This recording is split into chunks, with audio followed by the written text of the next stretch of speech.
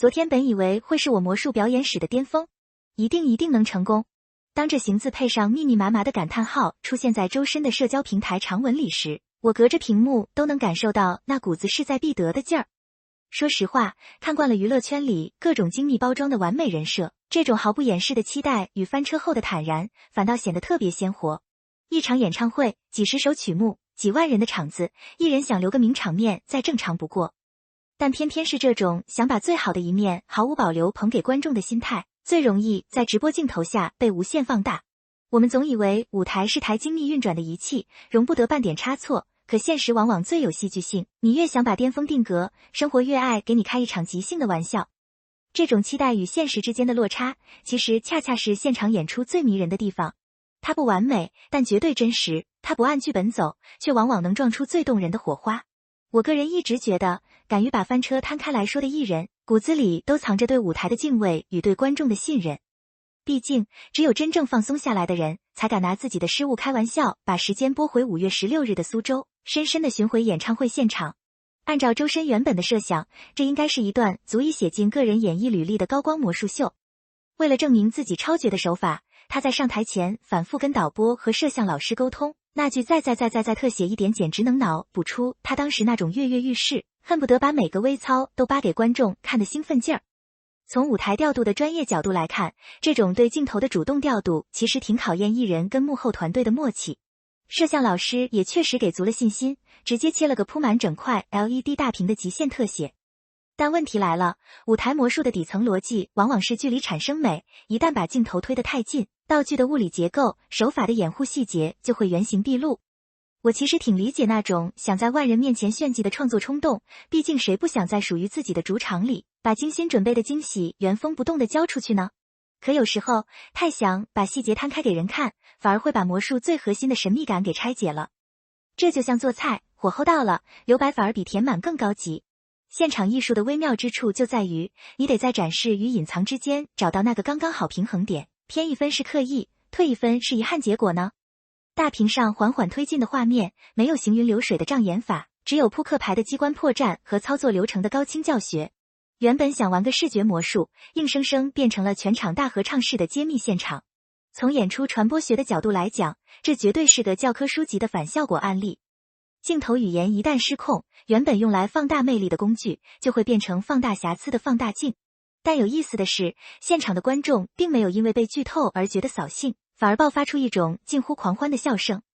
这种笑声不是嘲笑，而是一种原来你也在这翻车啊的共情与释然。我个人一直认为，现场演出最宝贵的从来不是零失误，而是那种我们一起经历意外的临场感。当完美的假象被打破，艺人放下包袱，观众卸下防备，双方反而在同一个频率上完成了真正的连接。这场教学局看似是技术层面的小事故，实则是情绪层面的大共振。它提醒我们，舞台不是橱窗里的展品，而是活生生的呼吸场。意外本身不可怕，可怕的是我们失去了包容意外的耐心，面对这场意料之外的事故。周深在微博长文里的回应堪称高情商范本。结果确实是史上巅峰了，超大的整屏的大穿帮特写，这串拉长音式的叠词，配合他一贯的幽默语感，直接把一场潜在的尴尬转化成了全网狂欢的段子。他还调侃摄像老师内心 OS： 那你要特写，我就给你特个够。这种自嘲不是敷衍，而是一种极其成熟的舞台心理建设。在娱乐圈的舆论场里，遇到翻车，硬熬解释往往适得其反，而大放接梗，主动拆解，反而能消解负面情绪。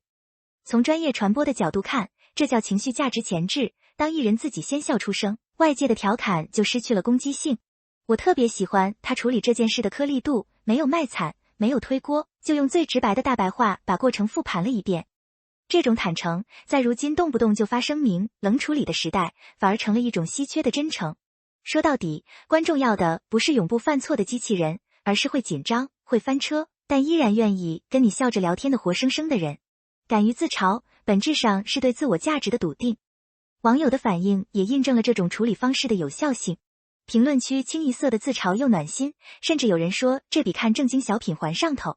其实仔细想想，这恰恰是当代粉丝文化的一种进化，大家不再执着于造神，而是更愿意参与一场共同创作的叙事。一场穿帮，本来可能被剪成鬼畜视频全网玩梗，但在周深主动定调的语境里，它被重塑成了一段专属的、带着温度的集体记忆。我挺感慨的，现在的演出生态早就不是单向的台上演台下看了，粉丝的二次传播，现场的氛围反馈，艺人的及时互动，已经形成了一个闭环的情感共同体。当翻车被赋予欢乐的标签，它就不再是职业生涯的污点，反而成了演唱会歌单里最特别的一首隐藏曲目。这种把意外变成彩蛋的能力，本质上是一种高级的舞台掌控力。毕竟，技术可以练习，但能让几万人因为同一个失误笑到拍大腿的魔力，真不是谁都有的。它考验的不仅是临场反应，更是对人际情绪的精准拿捏。值得一提的是，这已经是周深第3次踏上苏州的舞台。从早期的 C929 星球，到后来的9.29赫兹，再到这次的深深的3场演唱会，像3部连续剧，记录了他从青涩到成熟的蜕变轨迹。苏州这座城市似乎成了他演艺生涯里一个特别的坐标。这次他还特意穿上了张段高定，一句苏州有点太宠可可了，把城市文化与个人风格做了个巧妙的缝合。张段本身就是一种工艺繁复、讲究底蕴的面料，用它来做演唱会战袍，本身就透着一种慢工出细活的匠人态度。我每次看到艺人把传统工艺带上大舞台，都会觉得特别欣慰。这不仅是审美上的升级，更是一种文化认同的表达。3副苏州穿的不是同一件衣服，唱的不是同一批歌，但台下那片熟悉的声音一直都在。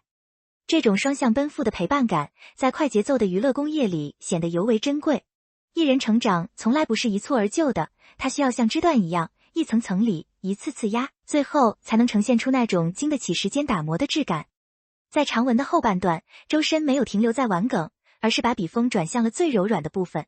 生米老师唱歌又大声又好听，和你们见面是世界上最幸福的事，你要好好照顾好自己哦，好好找到自己，好好爱自己。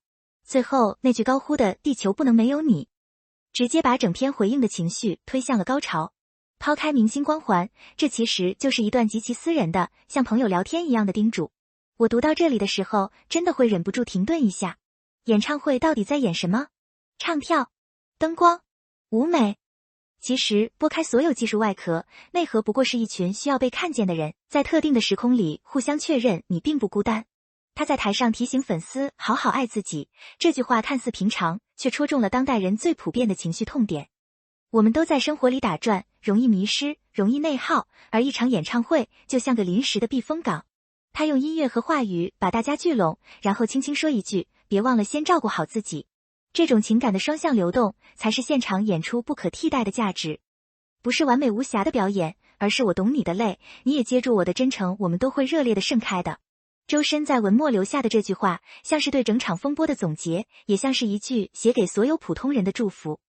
一场魔术穿帮，原本可以是公关危机，可以是舞台事故，但在他手里，硬是开出了一朵带着露水的花。这其实给了我很大的启发，在这个追求零容错的时代，我们是不是对不完美太过苛刻了？现场的魔力，恰恰在于它的不可复制性。镜头会穿帮，麦克风会笑叫，走位会偏差，但正是这些毛边，让演出有了呼吸感。专业不等于机械，精湛不等于冰冷。真正的舞台高手，不是永远不犯错，而是犯错之后，依然能带着笑意把场子圆回来，甚至让意外变成新的高光。我始终相信，好的艺术从来不是供在玻璃柜里的标本，而是带着体温，会磕绊，但永远向上的生命力。就像他说的，哪怕穿帮，也能开花。而我们这些在台下，在屏幕前的人，又何尝不是在一次次不完美的共鸣里，慢慢学会拥抱真实的自己呢？愿每一次登台都能毫无保留，愿每一次翻车都能笑着落地。毕竟，人生这场大秀，本来就不需要彩排。